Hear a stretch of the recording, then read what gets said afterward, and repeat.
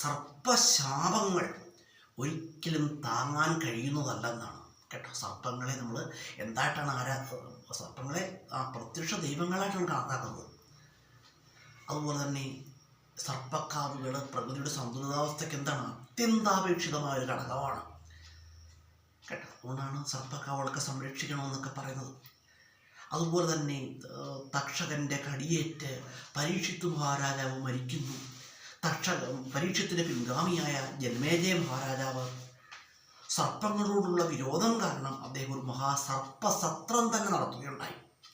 അതിൻ്റെ ഫലമായിട്ട് സർപ്പങ്ങൾ ഒന്നൊന്നായിട്ട് എന്തുചെയ്യാൻ തുടങ്ങി, അഗ്നിയിൽ വെന്തിരിക്കാൻ തുടങ്ങി.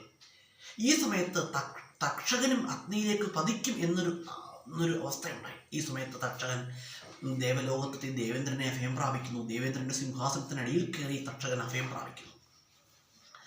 ഈ സമയത്ത് ബ്രഹ്മാവിൻ്റെ നിർദ്ദേശപ്രകാരം ജനമേജയ മഹാരാജാവ് എന്ത് ചെയ്യുന്നു, സർപ്പസത്രം നിർത്തിവെക്കുന്നു.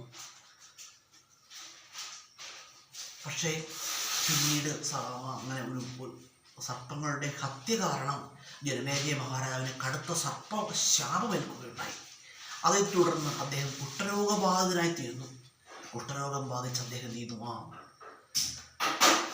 അദ്ദേഹം കുഷ്ഠരോഗത്താൽ അദ്ദേഹം കുഷ്ഠരോഗം കൊണ്ട് അദ്ദേഹം അങ്ങ് ആകെ പരവശനായി തീരുകയാണ്. പിന്നീട് അദ്ദേഹം ഗുരുവായൂരിലെത്തിയതായിട്ടൊക്കെ പറയപ്പെടുന്നു. ഗുരുവായൂരിലെത്തി ശ്രീകൃഷ്ണ പരമാത്മാവിനെ വണങ്ങിയതായിട്ട് പറയപ്പെടുന്നുണ്ട്. അതിന് പ്രകാരം അദ്ദേഹത്തിന് കുഷ്ഠരോഗം മാറിയെന്നും പറയപ്പെടുന്നുണ്ട്